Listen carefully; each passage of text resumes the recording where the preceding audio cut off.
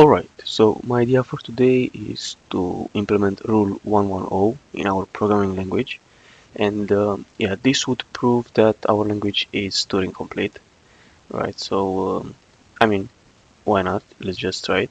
We already know that it's Turing complete, but actually implementing Rule 110 would be fun. Maybe also implementing Game of Life. Um, yeah, but the really hard thing about this language is that it doesn't really have arrays, so we have to somehow make that. And my idea is to either use linked lists or to use strings, right? So yeah, we can try to implement an array using strings, which I mean would be interesting. Yeah, I mean since the rule 110 only needs ones and zeros, it would make sense to use strings, right? We are gonna have like a really big string. I'm not sure how big the map should be, like or how large it usually is, right? When I did the brainfuck compiler, that's I saw that it always has to be 30,000, but I don't think it's related that much to rule 110. So maybe we'll make it like 100 characters and then print it to std out, right? So yeah, and as I said, we are gonna keep like a string which is gonna contain one and zeros, right? And yeah, we are gonna do all the operations on those strings, convert them to integers, and I guess we might need to convert them to booleans actually, but no, still should work. So yeah, let's see. So here I have the compiler, right? It still works. It We managed to do everything in our compiler. Well, I guess there are some bugs which we might encounter, but we did mostly everything. Yeah, and we also have like some extensions. I added some extensions to the language, like this external keyword with read and write syscalls. And yeah, I mean I extended quite a lot the base classes. Like for example, in the string class I added it's mainly to convert from int to string and from string to int. So yeah, that's the idea. And here in the examples we can try to implement rule 110.cl. So let's start with class main. I guess it's gonna be just main.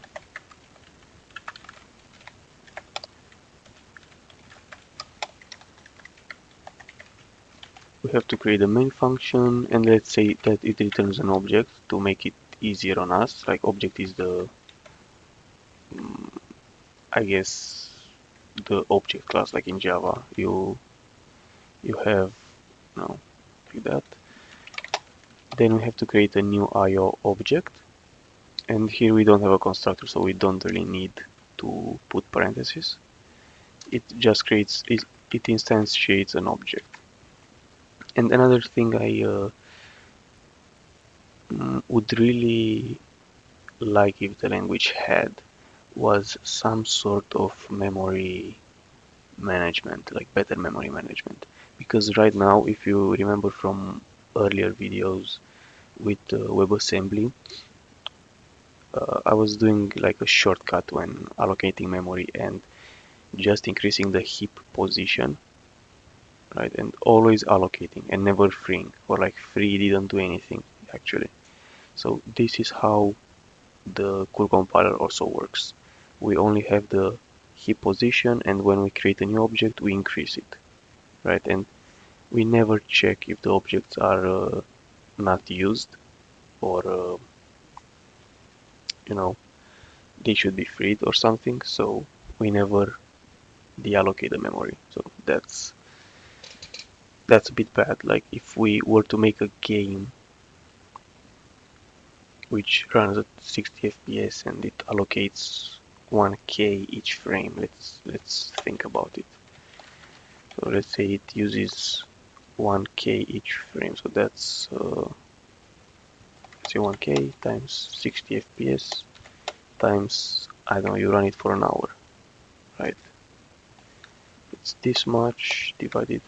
I guess it's only 200 megs, so it's not that much.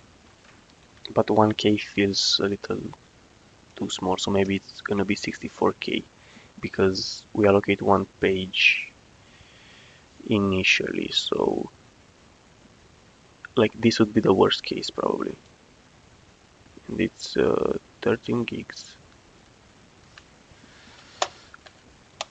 I mean, it's not gonna be an issue, right? But it is an issue, and if you think about it. So yeah, like implementing an allocator though in assembly would be really hard. So we have it in the DSLTage library, but that's in C. So calling it from cool, I don't know how it would work, but that would be the idea. Or maybe implementing garbage collection. I don't know if it like yeah, sure, we need the allocator first because we need to be able to free chunks from the memory and reuse that chunks. So we still need that allocator before we even think about garbage collection. But yeah, like adding another field in each class, and that field could be something like um, the number of references or something. Like doing yeah, I mean, it would be a nice idea. Like, we would learn how garbage collection works and maybe appreciate it a little bit more.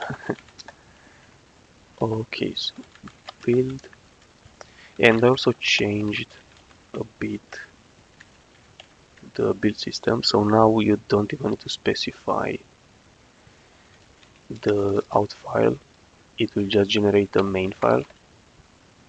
Okay, but first I need to, yeah, and also maybe even before doing like any memory management, another thing would be to improve a little bit the syntax errors. Because if you do certain syntax errors, it can really spaz out. Like for example, if you forget about that, hmm, this one is really good. On line 3, it expected an L brace. So yeah, that makes sense. But like sometimes it can really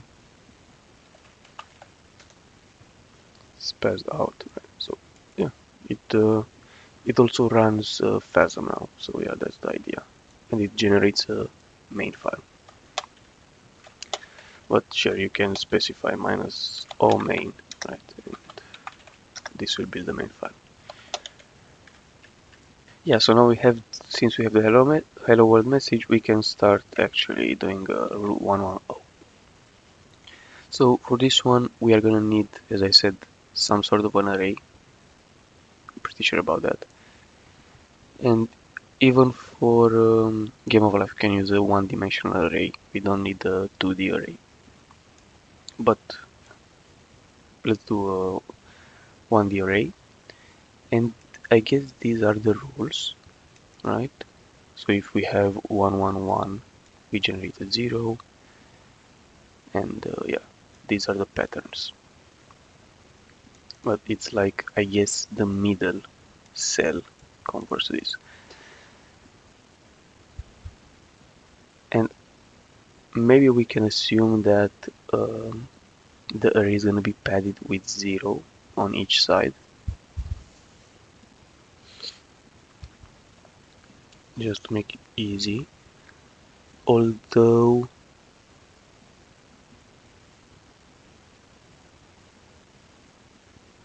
I guess, yeah, we can have either pad it with 0 or maybe wrapping around. Let's do wrapping around, I guess.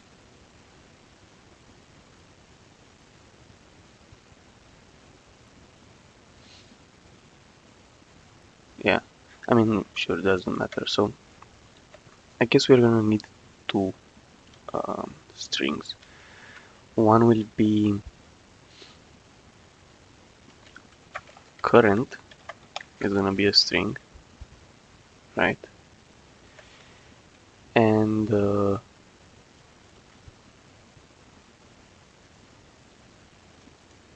I guess new state is also gonna be a string.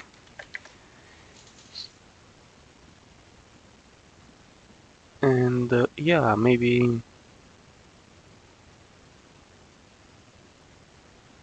yeah, I don't think it makes sense to start to implement an array or something. I guess using just string and seeing how we use it, and then try to implement an array of bytes. That's something we can try. But we are gonna need, let's say, a way to get these three cells at an index. So we need the number of neighbors. So let's say count neighbors. It's gonna take in an index. So it's gonna be an index. We already have a reference to this as an attribute. So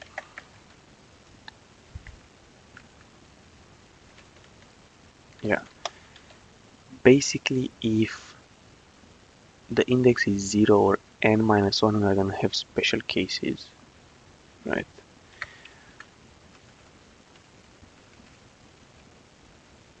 Well, I guess the first step would be to initialize a game. I guess reading it from standard input makes sense. So in, let's read it. So we're gonna say, let's also make a block. Current is gonna be like this, right? And let's do out int count neighbors of 0 or something. So if index equals 0, we don't need parentheses, then else and v. So as I said, I would like to make it wrap around if index is equal to, and maybe also let's do some variables using let current length in. Here I would do it like this.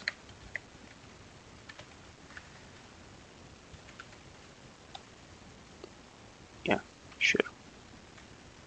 If the index is equal to L, then we have something else, and then the last else, and we need to add another fee. So in this case,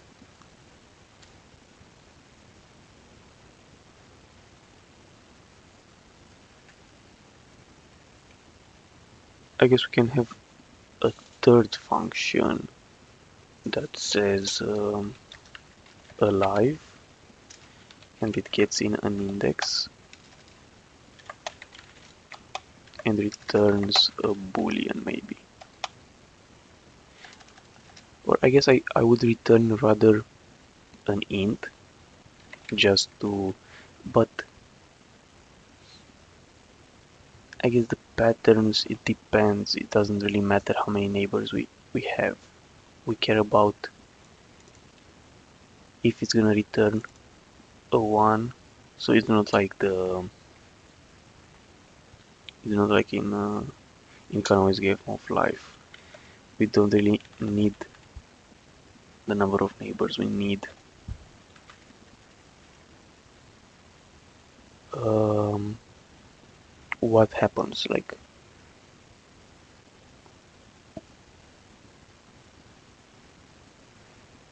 transition maybe? Transition. And it should return us a boolean. And then this one should be a boolean.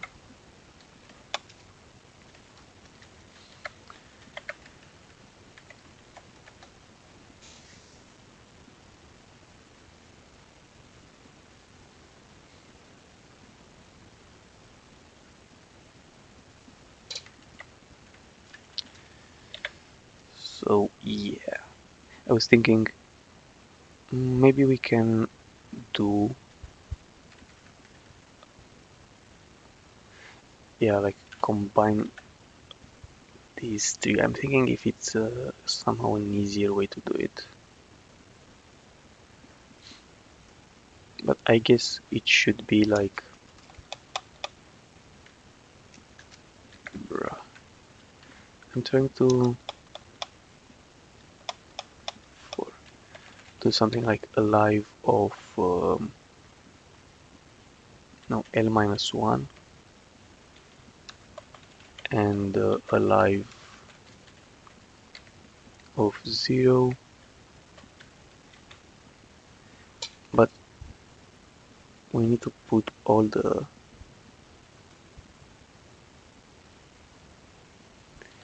and not alive of 1, right? Like that's the first rule that transitions to alive 1 1 0,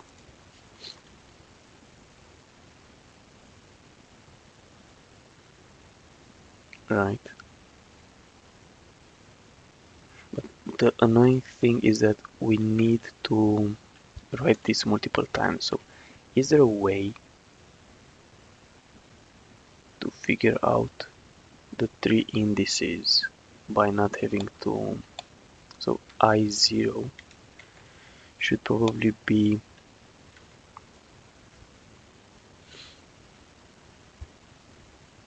I'm trying to do modulo, right? So if we do, I guess one let's just say some values here, out int. So if I have something like 0 minus 1 mod 2, what do we get? Wait, it didn't compile.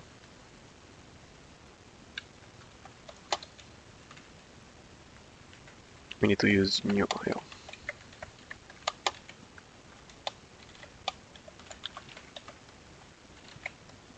I'm just gonna say 1. Okay, that's good. To be honest, I don't even remember how I did modulo, so oh, so that's not good.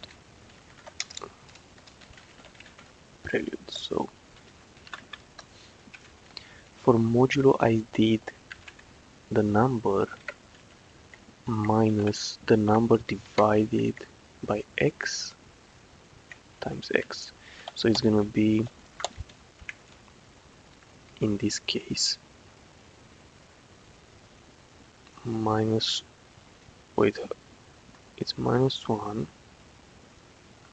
How is it even 5?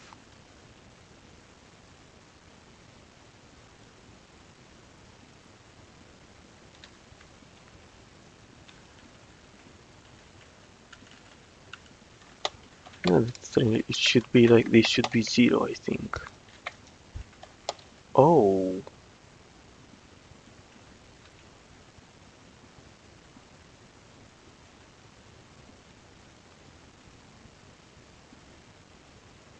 interesting.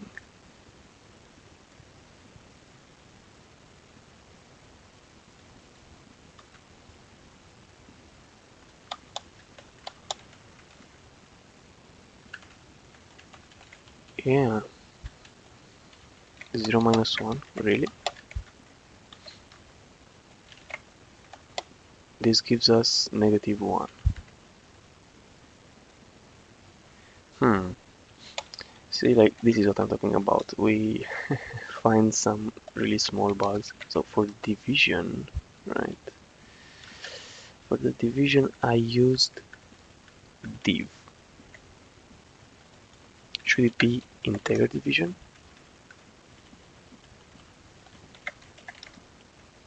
Like, is this how it works?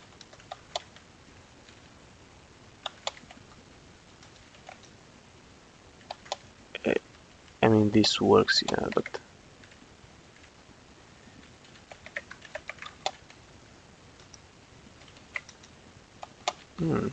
no. Okay, let's do a small intermission. Assembly assigned division.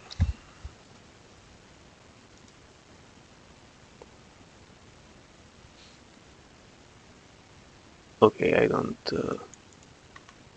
I just need an example.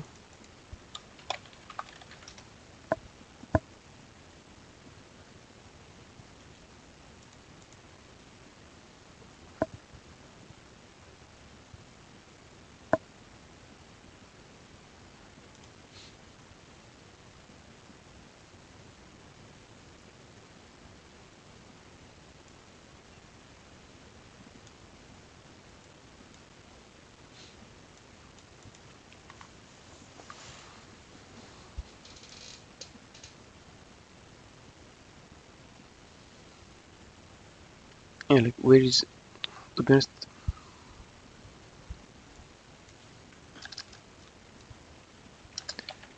IDiv instruction.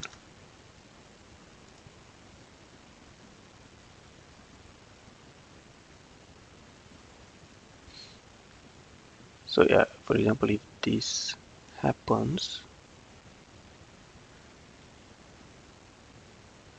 but I would like to do a division between 64-bit numbers, requires the AIX to be signed into EDX. Okay, so let's see.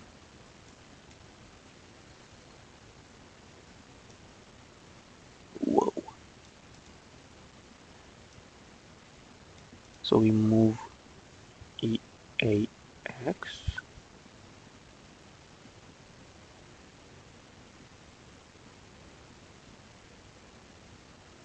But we cannot have.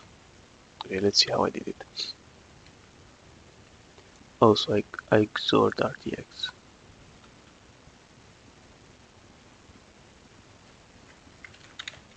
Assembly C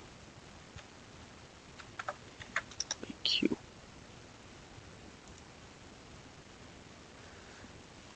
To be honest, this site felt a bit better about sign extend CQO.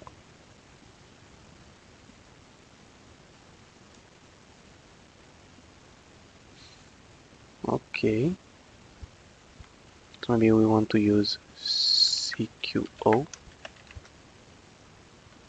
and then divide with RDI. So here we were putting into RDI the number we want to divide with.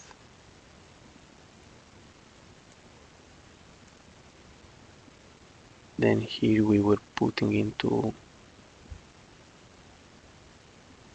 I guess, putting into RDX, RAX, sorry, T1. Then I guess sign extend and IDiv. Okay, maybe this works. Let's see.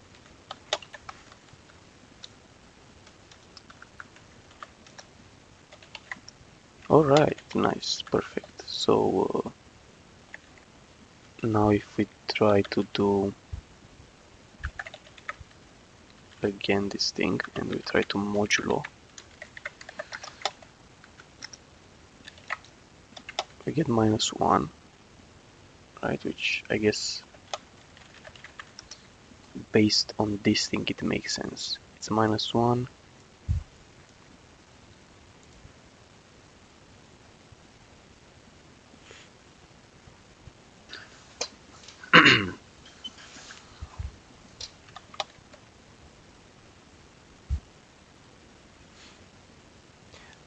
mm, Maybe let's see in Python what happens if you do -1 modulo 10. It's this, yeah, so it gives you 9. So I think that's what we also want to have, right? Like to wrap around when it's negative. So should we have a special case when it's negative, or should we just try to do with absolute value? To be honest, I'm not really sure how modulo function works.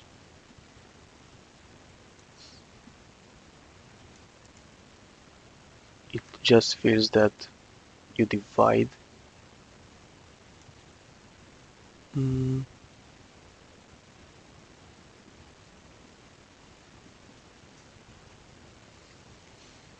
yeah, like it feels like if it's negative, you just do this thing minus this thing at the end, right?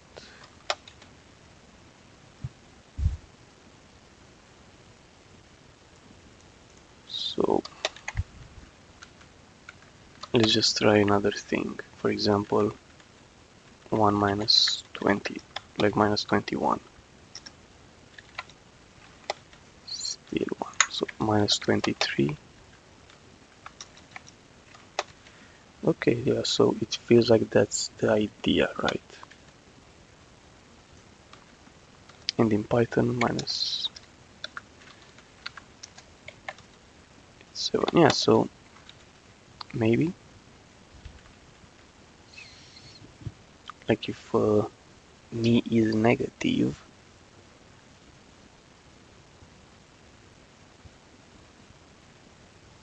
we do x minus this, otherwise we do just this.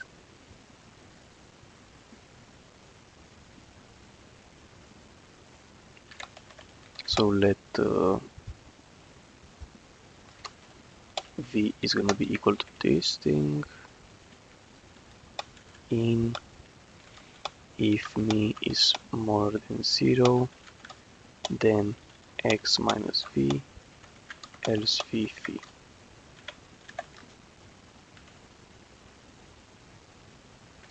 Right, I'm not gonna try to ident it nicely, so whoa.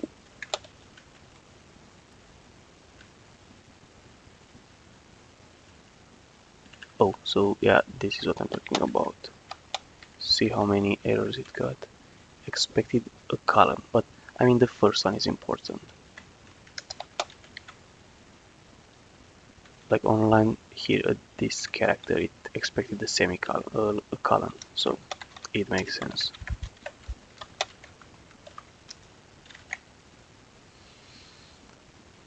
Now it gives us 13 though. Oh, so it should be plus. Yeah, so now it looks like it's working.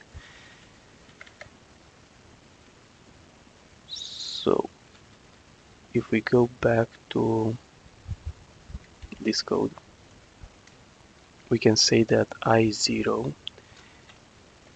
can be index. Well, yeah, we could have just added L and not worry about. No, doesn't make sense. L minus 1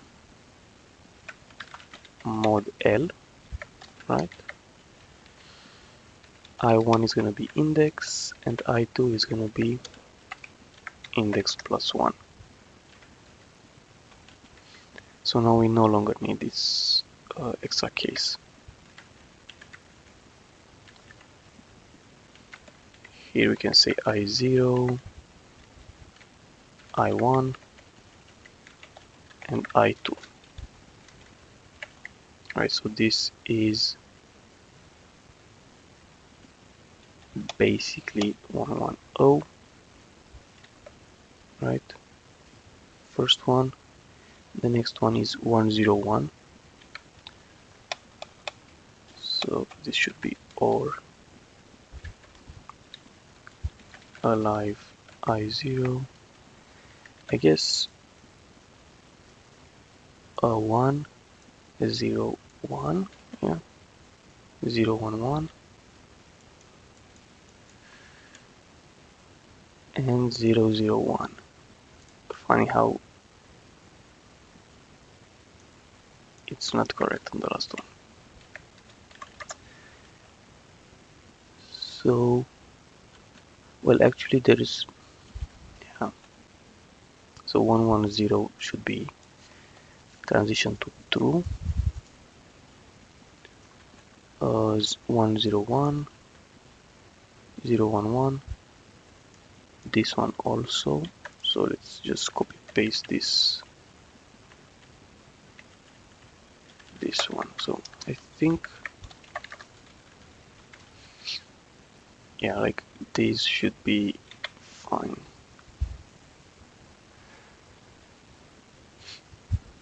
Although I would do it like this. So this should be in parentheses. Then the entire argument of or should be in parentheses as well. So let's add the extra parentheses. Even though and has higher precedence, right, in the usual case, since these are just functions, they don't have, they're gonna be applied in sequence, so it doesn't matter. Right, so I think this is the transition check, and to check if the cell is alive, we need to do something like if current.substring index, and we take only one, is equal to I guess if it's 0,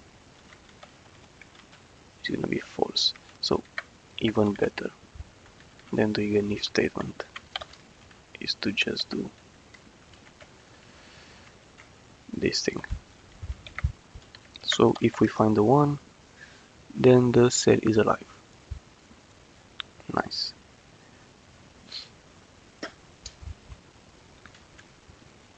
And now we need a function named iteration. Right, so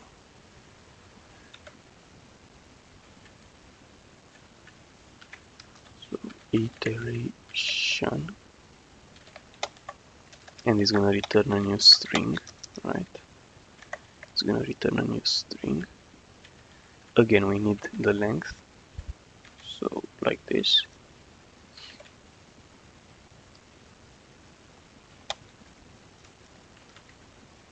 And for this one, let's do a block.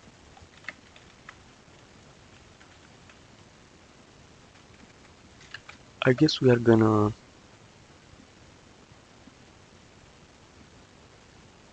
say that the current state is gonna be empty, or like new state is gonna be empty.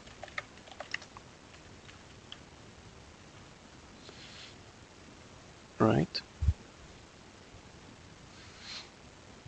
Then, sure, we need a for loop, but we don't have one.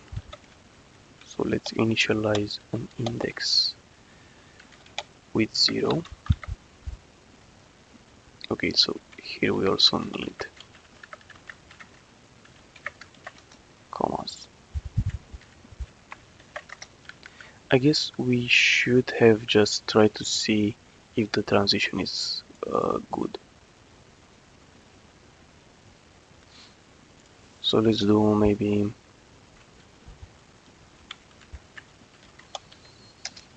if transition of 0,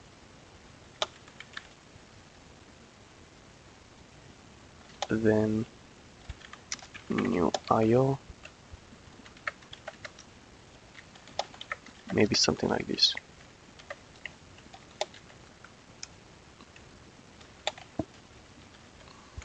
Again,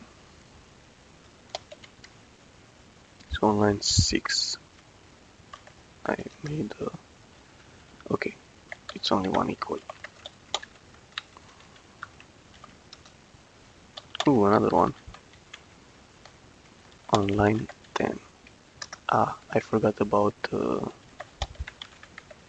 yeah, I don't know why, but to be fair, this should make sense, like to have infer types. That would be a nice feature. Line 34.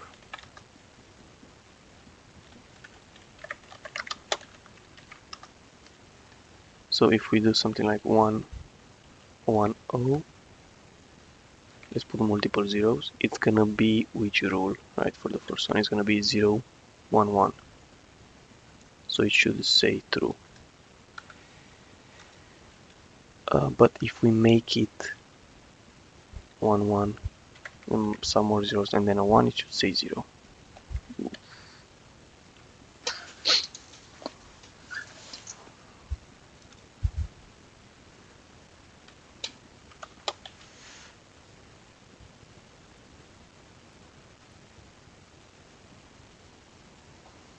Alright.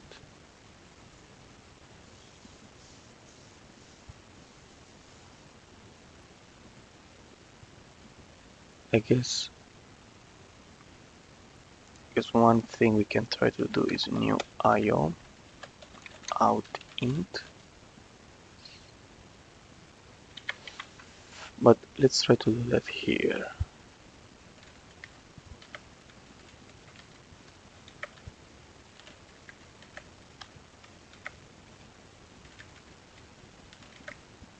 Right. I mean, we just need a semicolon anywhere. I0,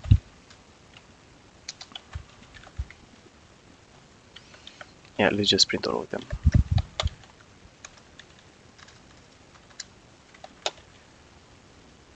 Oh, and we need something returned. Okay. Yeah, it's good. 7 0 and 1. So then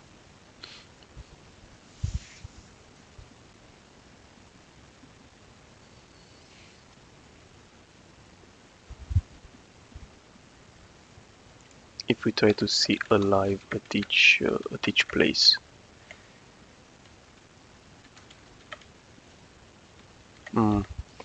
the hard thing about this one is, let's have a bool to int. We should have a function on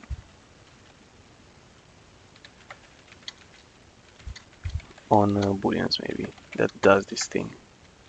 Man, yeah, like not having any functions, having to do everything from scratch is really painful.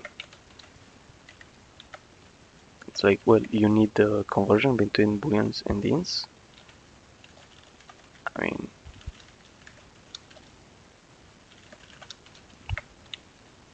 okay, so let's see. I guess I'm missing a parenthesis somewhere.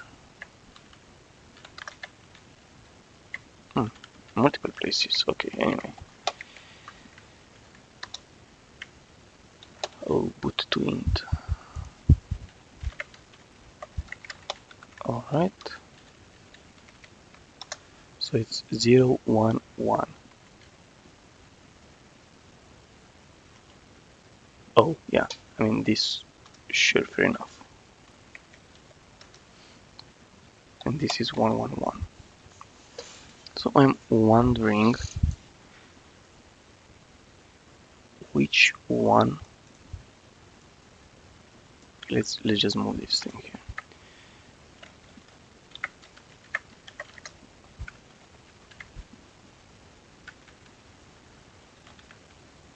I guess which one causes that? this is like one true and not true. So this one should be false.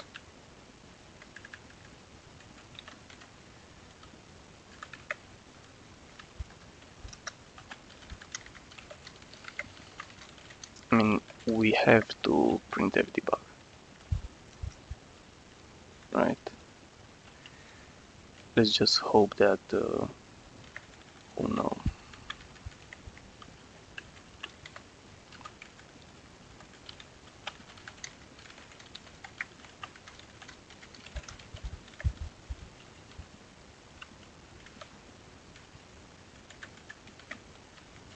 VA. Okay, let's just hope that Copilot does the job, but it didn't do it.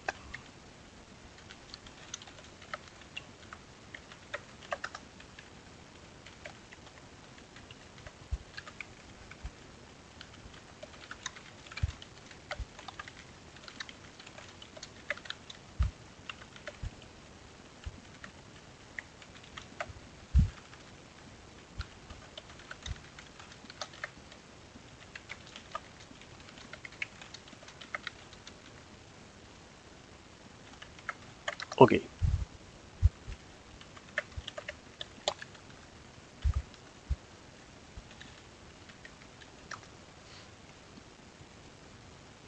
So there are two of them which turn out true. It's this one and this one. So not alive of the first one, and alive and not alive. So how does it make sense though?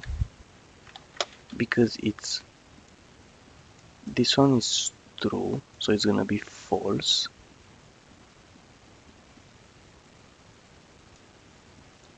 False and true and false.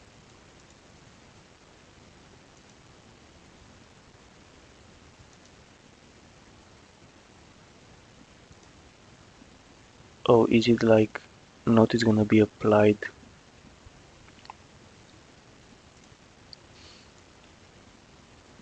Yeah, I think it's gonna be applied on the entire thing, so I need to do it like this.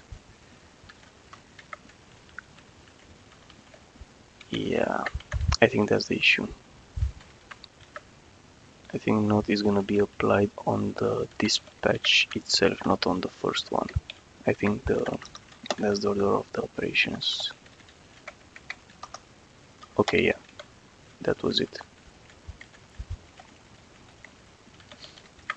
Yeah, I think node has higher precedence than function call. Or is it like lower precedence?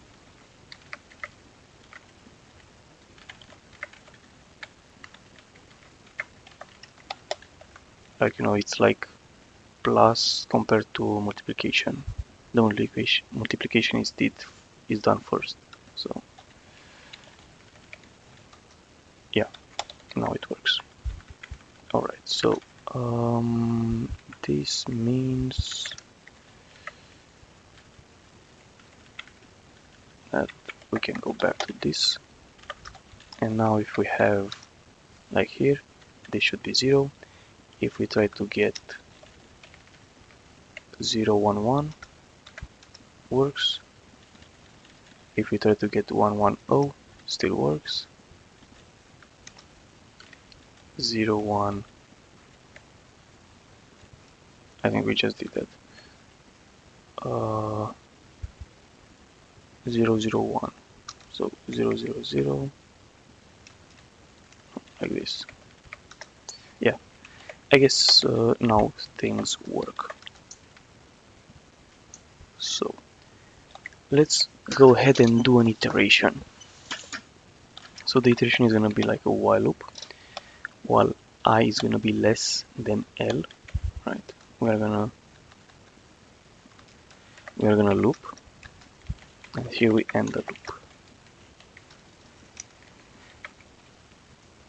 Okay, so obviously at some point we are gonna need to increase I, and we need to do a transition, right? We need to if transition of I,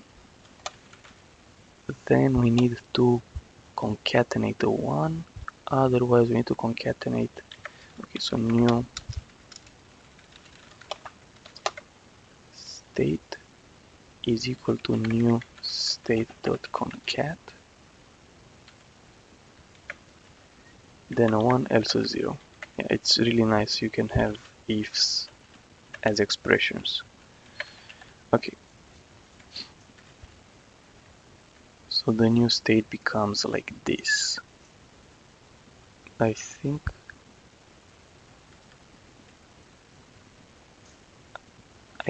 we just need to say that current is equal to new state at the end. And new state doesn't even need to be a global variable. We just need it in here. So it's gonna be like this. Yeah.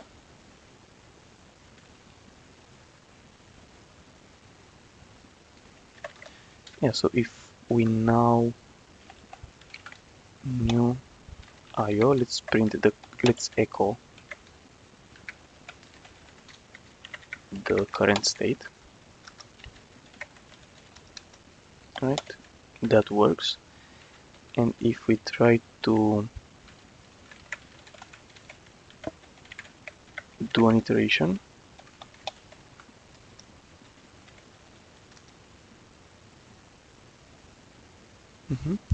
we also get something. So for example, 110 turns into 1, 101 turns into 1, I think. Yeah.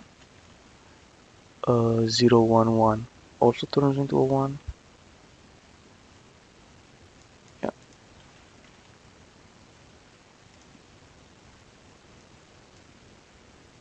I guess this thing turns into a 0, this as well, and yeah. So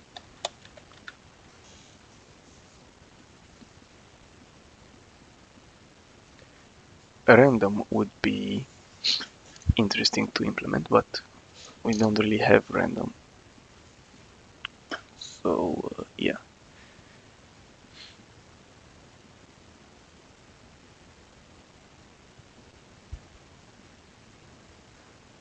But let's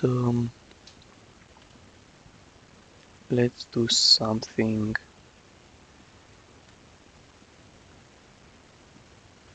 where we iterate multiple times, right? So I guess we can have a while loop.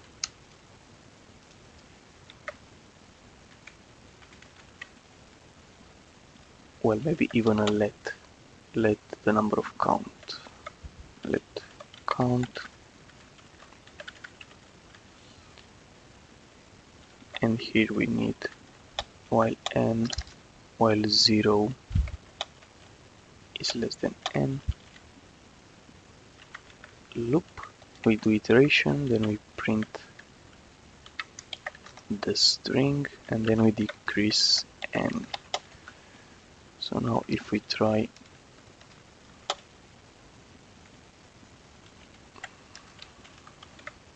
like this.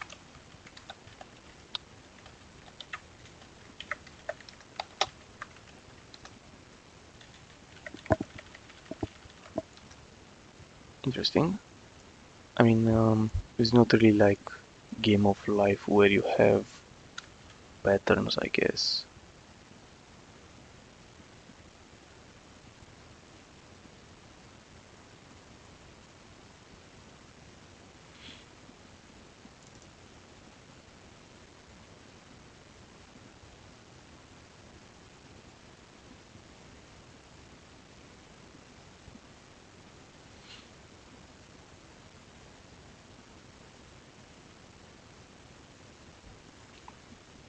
So this one is interesting. It says that this one repeats every several iterations. So let's see if that happens. I guess let's do just, I mean,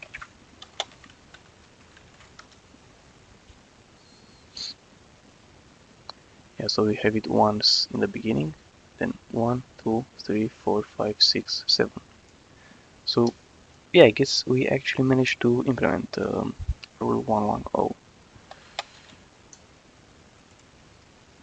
And yeah, obviously the next step would be to do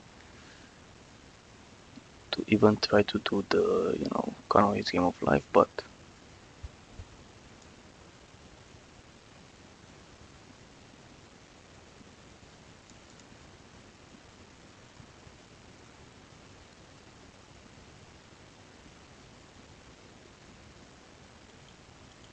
oh, let's see. Yeah, but spaceships in a game of life,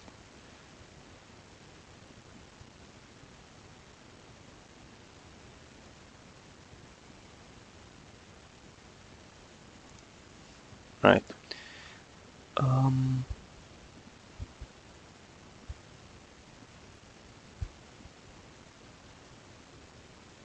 yeah, I guess let's see. So we can call this one rule 110.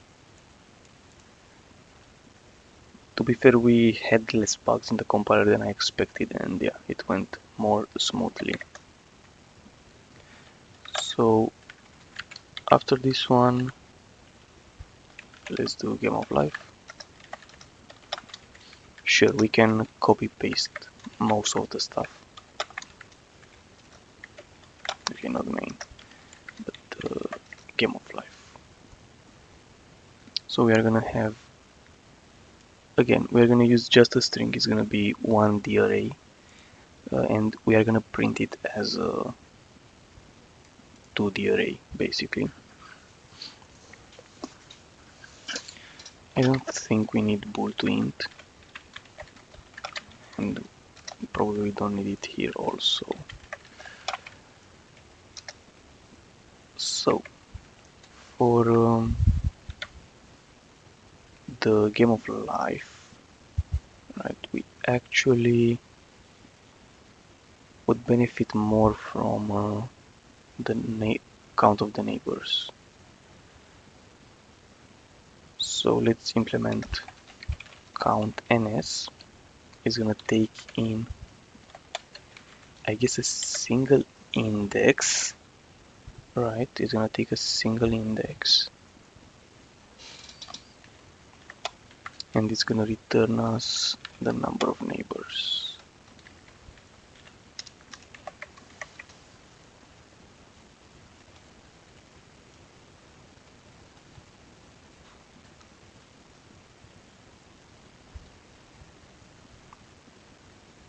Although I think it would be important to also know the width and the height.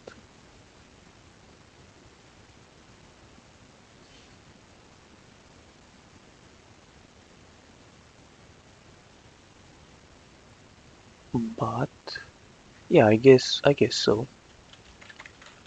Width and height,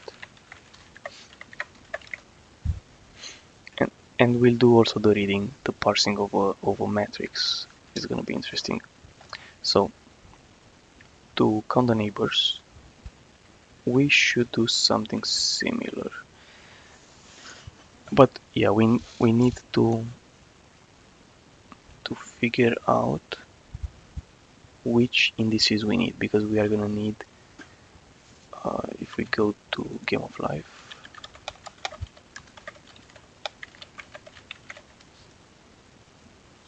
I guess we need to look in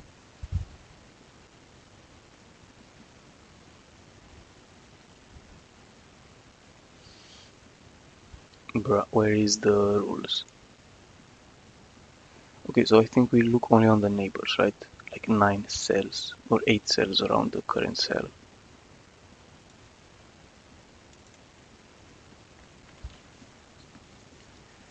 So yeah, basically since index is 1D, to get like the cell from the left and cell from the right, we just need to subtract 1 and add 1.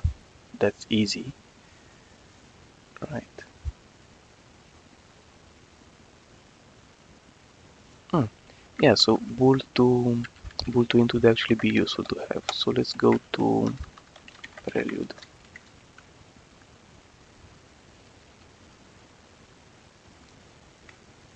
Let me see for a second. So yeah, this one has to int. This one should have also to int. Sure. So now we can have a live to int. So let's have, I guess we can still use the length. We can still use the length. Let's have um, the middle left. How do we want to specify it? Middle left index is gonna be L minus, no, index minus 1 mod L, right?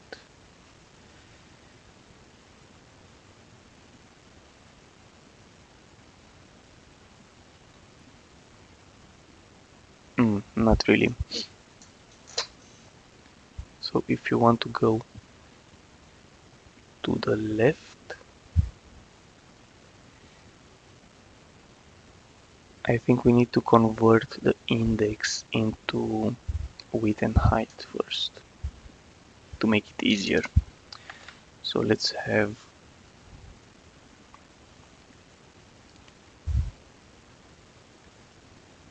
let's say the map is gonna be a list, like the rows concatenated, right? So the computing the row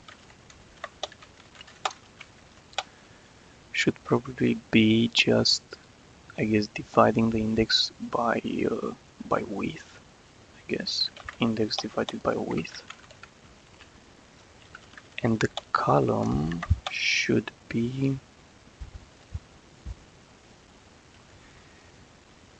yeah, the index modulo width, I guess.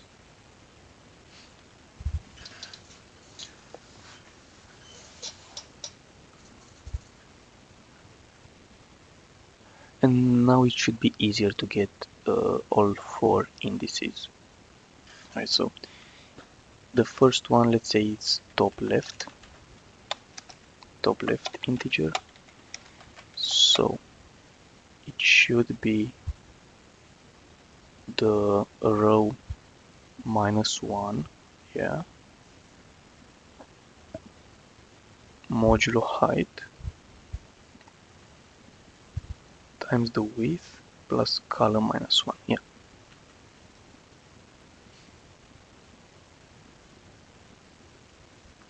So this is the top left index. Top middle index is gonna be just plus column, and top right is gonna be like this. Yeah, so let's see, middle left, yeah, middle right, sure, and middle is index, so bottom left is row plus 1, column minus 1, yeah, bottom middle is just row plus 1 and row plus 1, yeah. So then we have in,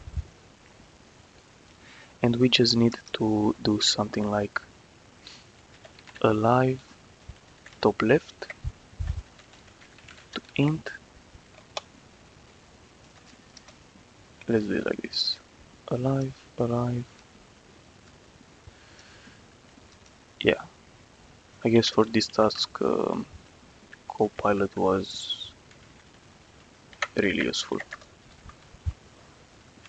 I mean, it's mainly copy pasting stuff. Okay, so we have the count neighbors. Perfect.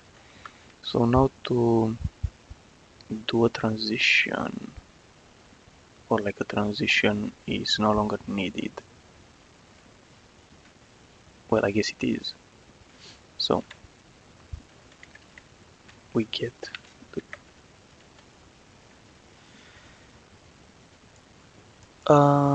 yeah, it's needed, but we don't really need these things.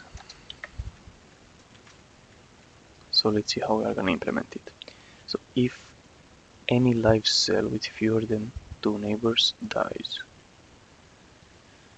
Okay, so this is gonna be interesting.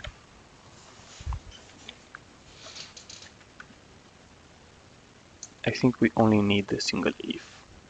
If a live index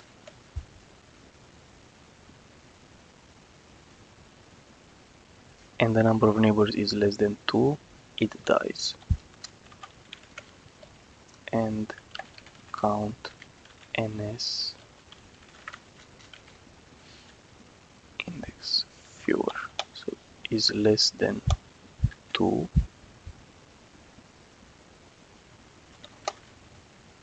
then false. This is the first rule. Else, if it's alive with 2 or 3, if I guess let's do the cases where it dies, right? And then the else case will be true, I think. So if we have more than 3 neighbors, it dies, right? So alive index and 3, it also dies.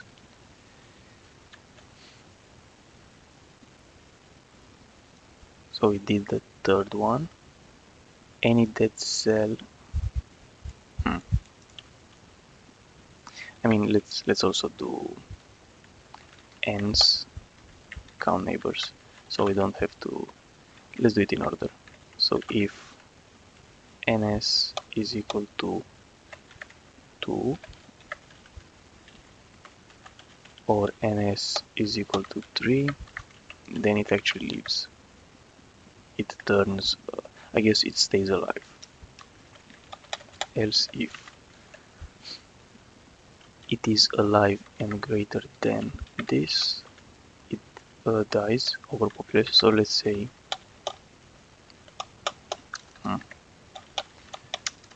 this is under population, this is okay, this is over, and the last one, if it has 3 live neighbors, it can reproduce. So else if,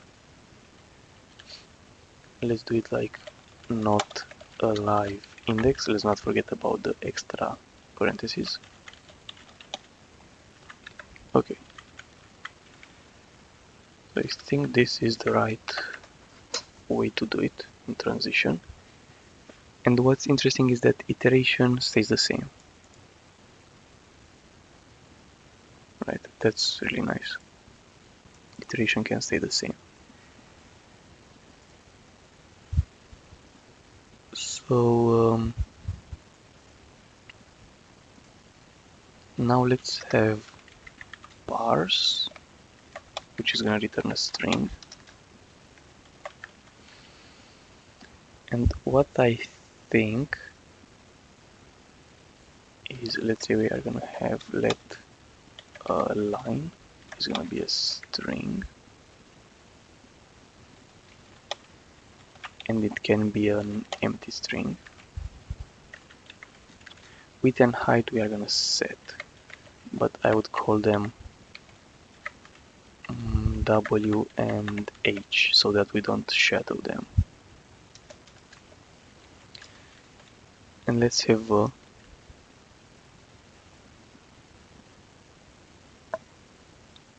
I would say we can try to do something like read the width and the height and then just read that, but I think I would like to read in a while loop, right? So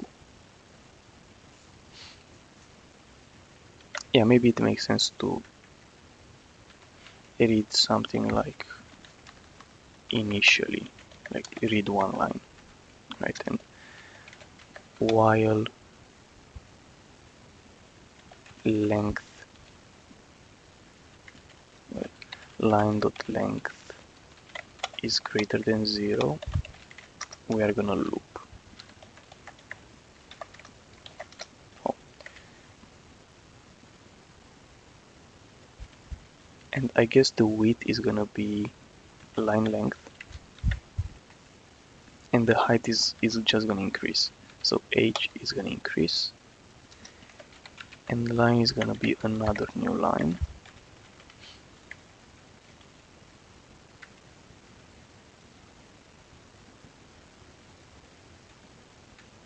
Well, let's just say width is equal to line dot length, right? So we don't even need this. Here we can say that height increases, and current dot concat line, right? And here at the end we just return current. I mean, we don't even need to. We can just say that this guy returns an object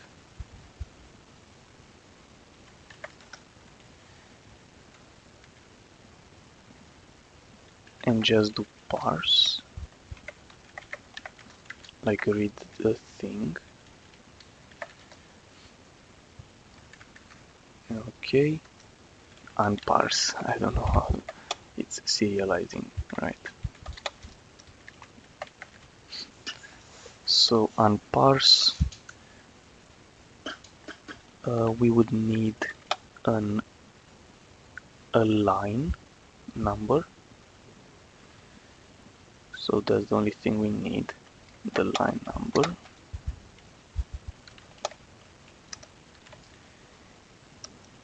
And we need to do a while loop. So the while loop should be, oh, here I forgot to put the braces. Yeah, basically unparse should be a single while loop,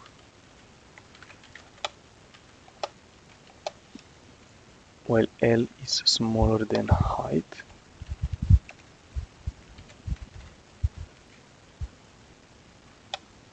Right, we need to loop. Oh, and another one, I forgot to put. Yeah, the blocks are the most annoying thing in this language.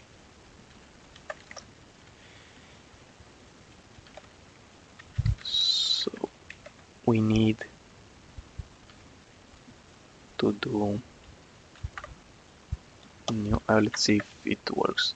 So it's L times width, we print width. Yeah, it works. It managed to get it. So unparse should work, I think. Okay, so here we call to unparse.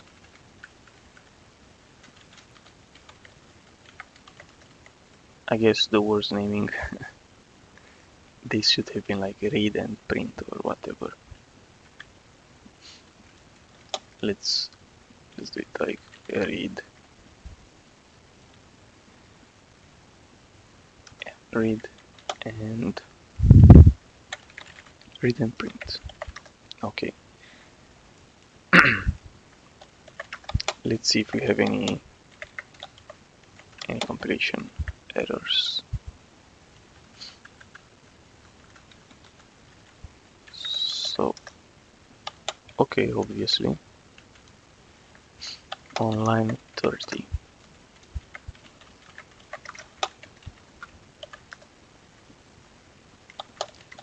Line 34. Okay, so obviously we don't have greater than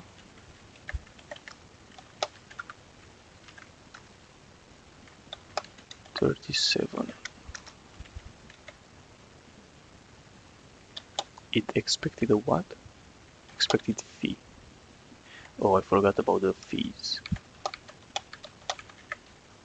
I think it should be 4 of them. On line 61 again. I mean, I'm not gonna blame Copilot. I guess it doesn't know that. Alright, interesting. Mhm. I just want to see how a glider looks like. So it's, yeah, I remember. Okay, so we should do, let's say we are gonna do 8 by 8. 1, 2, 3, 4. Let's do the glider here. So it should start with a 1. Then we need something like this, right? We need the full body.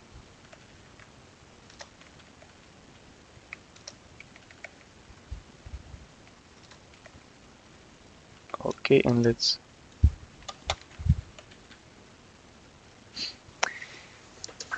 well, who would have guessed? I mean, even just printing didn't work.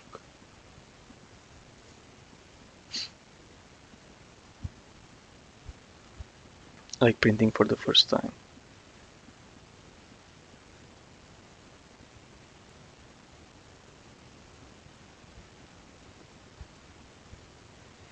Okay, let's new IO out string.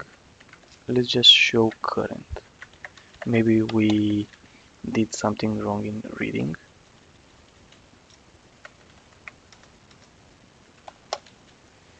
Yeah, I guess so. We did a mistake somewhere here.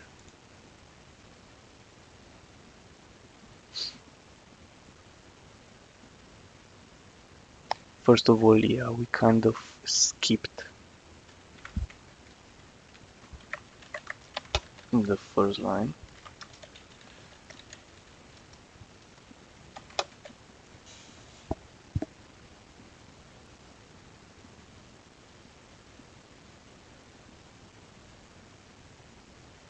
Interesting. Let's see if at least we get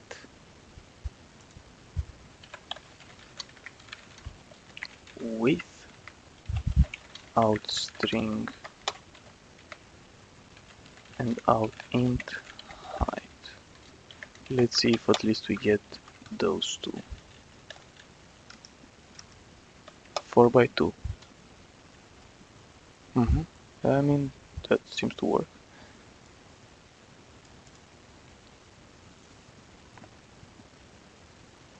So, like, what?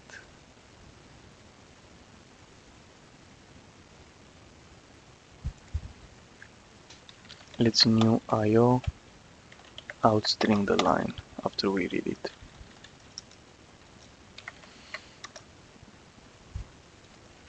Interesting, so the line is fine. Is it again a problem with the fact that we don't initialize current? Like,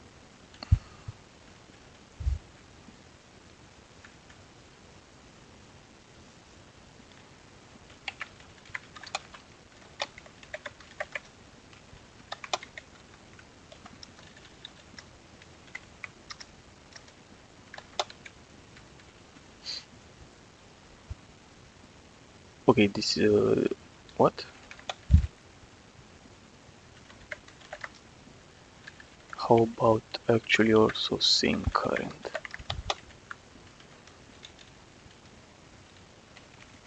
Wow, why is it empty?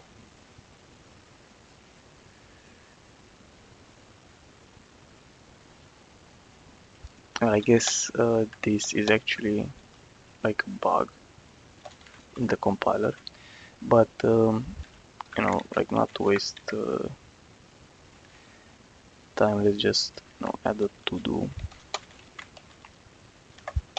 it when having a method modify a string attribute, it failed. Ah, so let's just add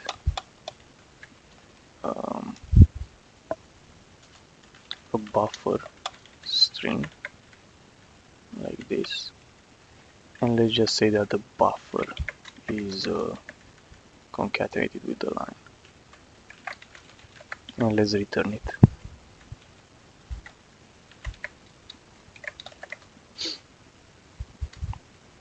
Okay, and here if we say current is equal to this,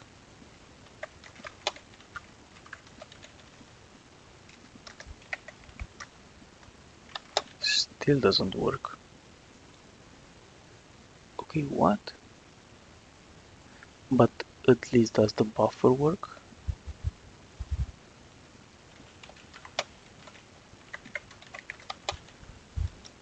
Because this is really... No, the buffer doesn't work.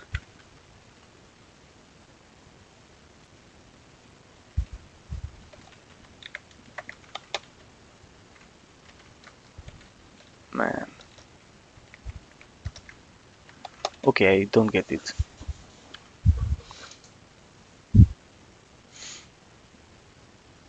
Oh, wow. Yeah, I totally forgot. So I don't think it's a bug. Oh my god, that was really scuffed. I forgot to actually assign the value. Yeah, I have no idea how.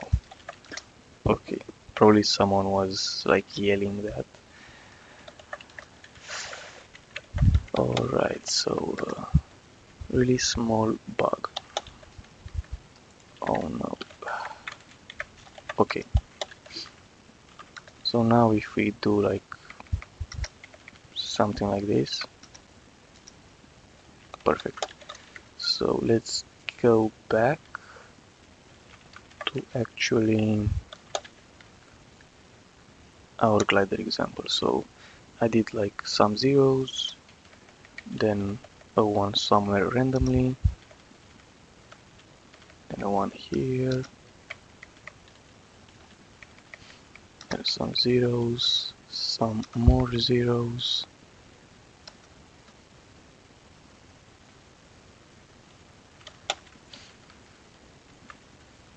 Okay, so this would be the first step, right?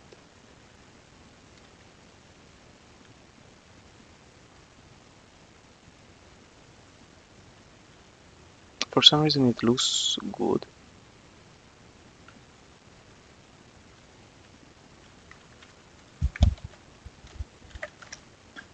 But obviously we would need like a print to print a new line to separate them. Can we actually try to print a clear screen symbol?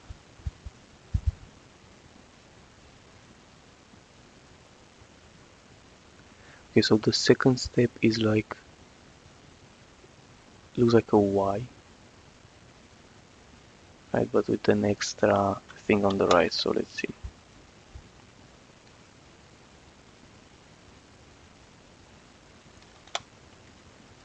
So yeah, something like this, but this should be 0.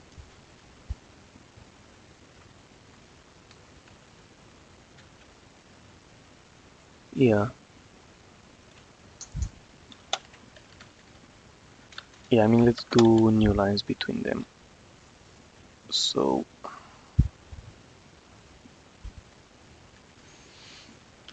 I guess this could be then like this. New IO, and let's put a new line.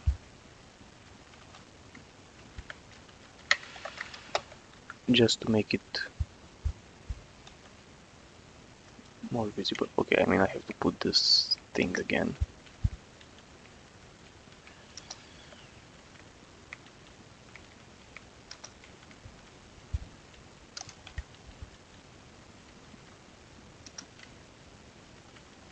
I'll put this thing in a file and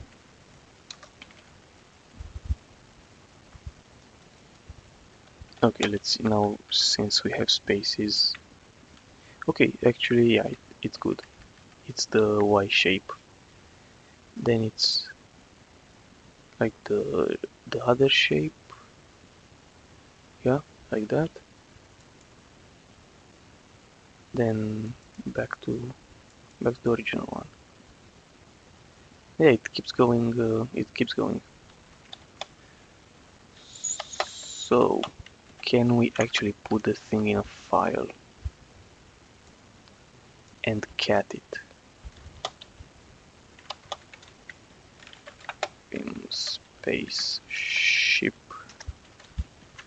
Can we actually, like, it's already built, so spaceship into main.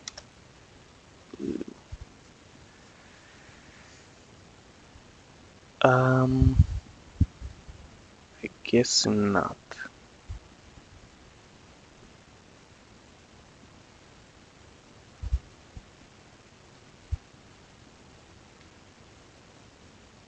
Curious why.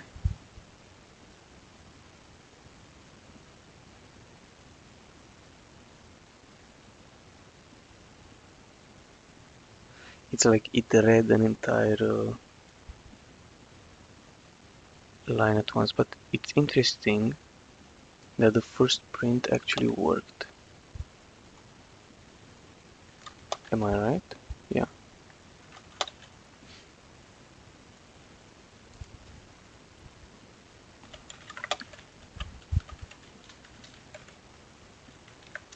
Let's see the width and the height.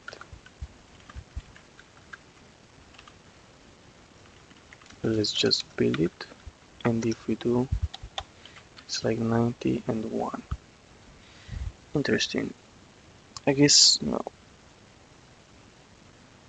When it read from the file,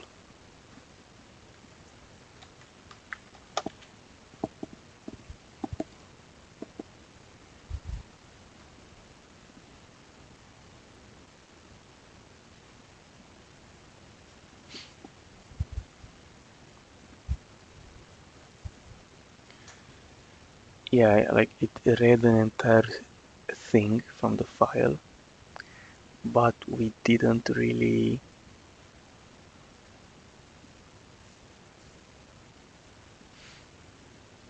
Yeah, it's. I don't know. Though it sucks that we have to do it manually each time. Like maybe the other option would be to search for new lines in the thing and now increase the height by finding new lines in the string. Because yeah, like we use the read syscall, so I guess read stops at end of file if you read from a file.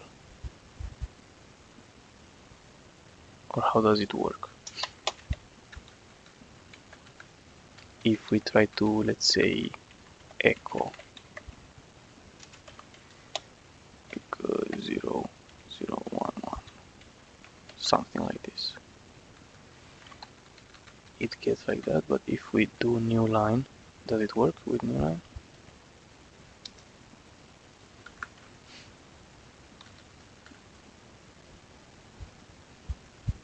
Well, I mean, probably.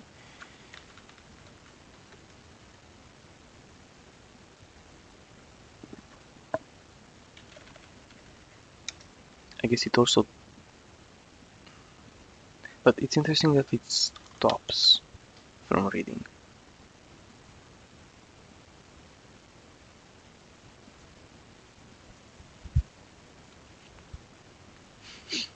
Yeah, I mean it gets a huge input and then it stops.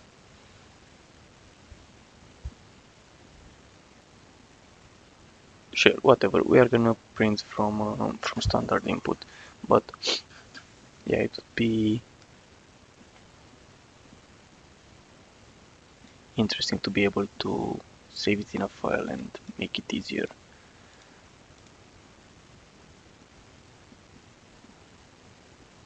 Right? Like read only once, split by new lines. Not necessarily split, but well, actually, you kind of have to remove the new lines.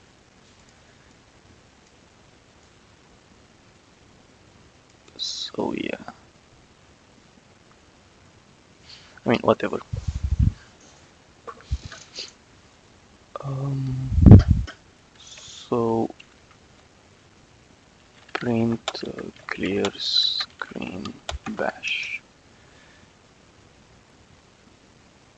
I'm pretty sure there's a.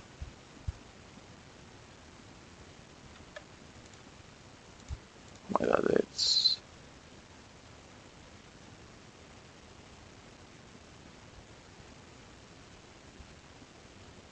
Yeah, that's really nice. I want to print the character. Would it work though?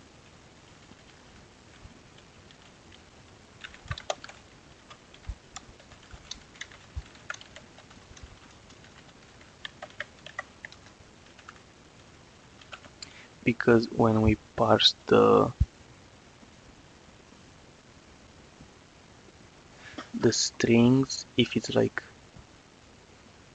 backslash 0 is gonna count it as 0, so I think it's gonna just show 033C. So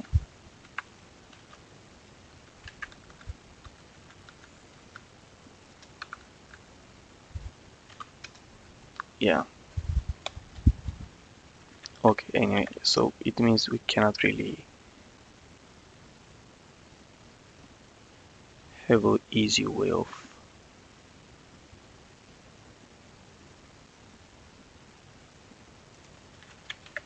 clearing the screen.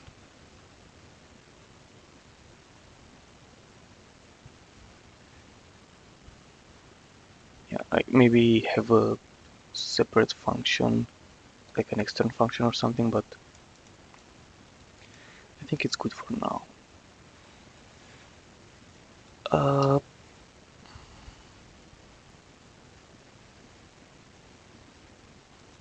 yeah, I really would like to have that parse function. Why not? Let's just try to do it. So parse, I guess it should take in a string, right? So s takes in a string.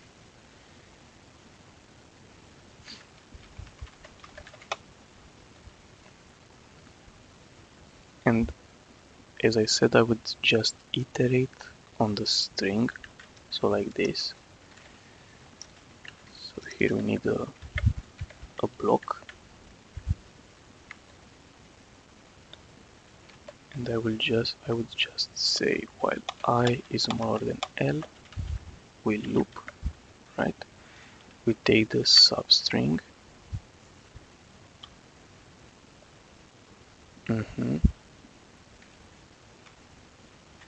If it's a 1, then we concat a 1. Makes sense. Else if s substring, if it's a 0, then we put a 0.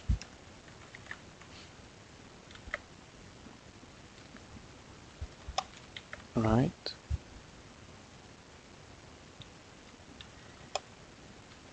Else if it's a new line, we increase the height.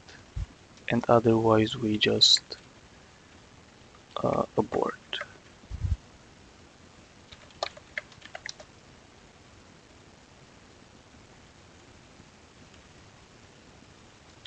I think this makes sense to try.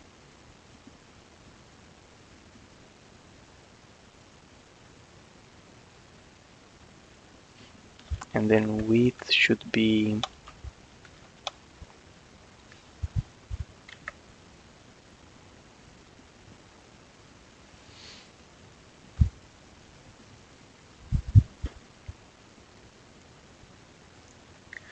width I would do it like count.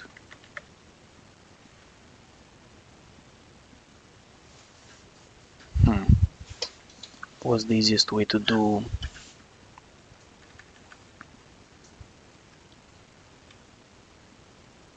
the width?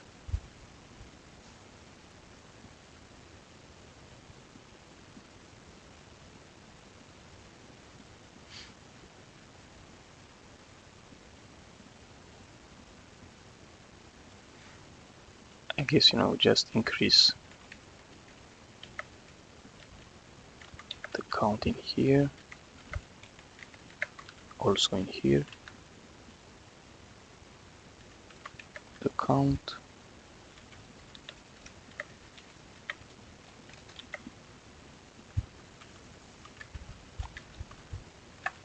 and this should be count divided by height.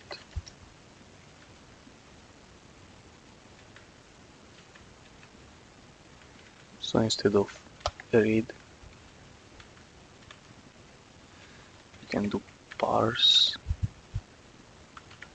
the new IO in string. So if we rebuild, oh,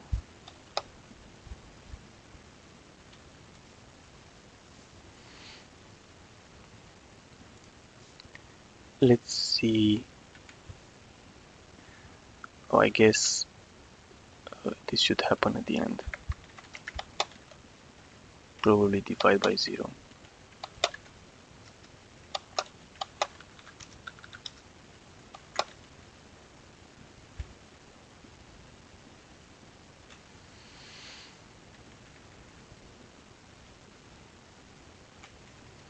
Okay, let's see the character.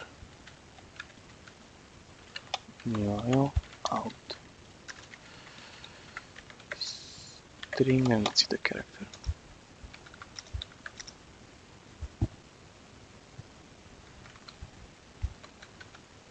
How do you minus E?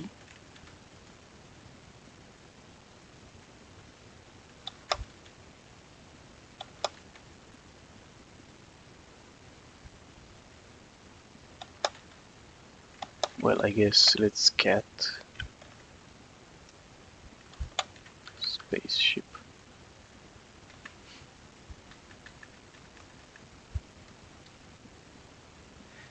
This almost worked.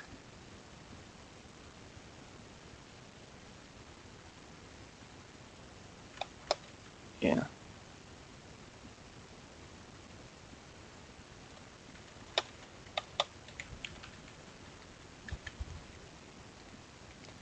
So this is the first line, the second line,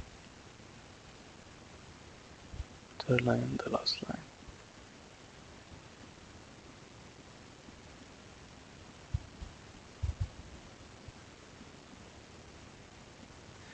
Yeah.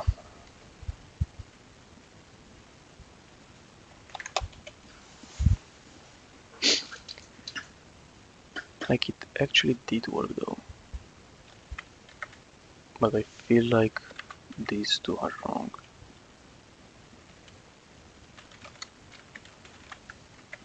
New IO.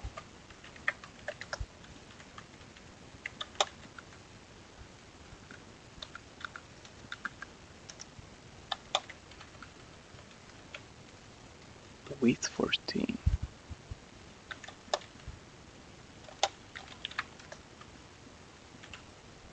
Should be 12 by 7.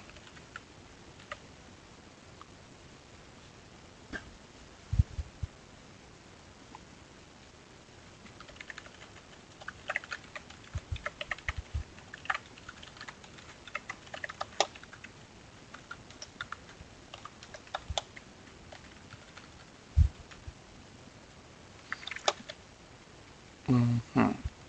But the height is only 6. So let's say height is equal height plus 1.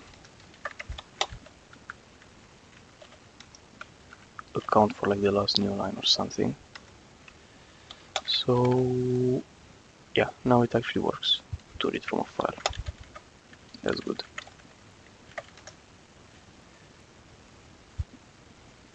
So yeah, we no longer try to read from standard input, we just try to read from a file. I think it's better.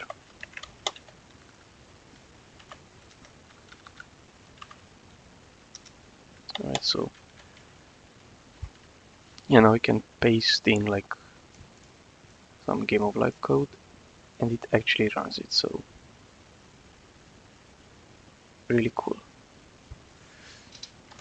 Let's try to do more iteration, like 100, see if I guess anything crashes. Like this should be a good stress test. 1000.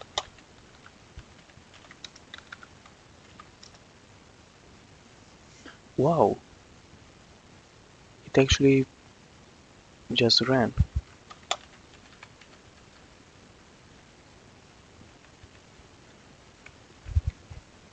Yeah, like you know what this means. Like the next step would be to actually have a UI show this. Yeah, that would be really good. But yeah, I actually managed to do more than I expected. I thought that the game of life might be a bit too hard, but like the idea of using a string as an array was really helpful. So yeah, that's really good. So maybe we'll change this in the future to make it easier. Let's say instead of using a string, have a wrapper class around string, and don't store like strings, store like bytes, and the bytes would be integers, and have like serialize the int into a string, and then deserialize it. So you wouldn't really notice that you use strings as arrays. Although, I mean, even in C, right? Arrays are just strings if you think about it. But yeah, it's actually the language is actually Turing complete if it runs Game of Life and Rule 110. So this was really nice. Of course, we also found that wait, what? This bug from here doing the IDIV, and is it maybe the same in multiplication? I did just mul, so maybe it's who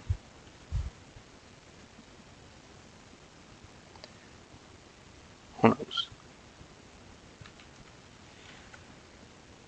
But yeah, we actually fixed the bug in there. Right, so fix per div sign, and we were actually able. Let's uh, let's move spaceship into examples. Yeah, and feature game of life.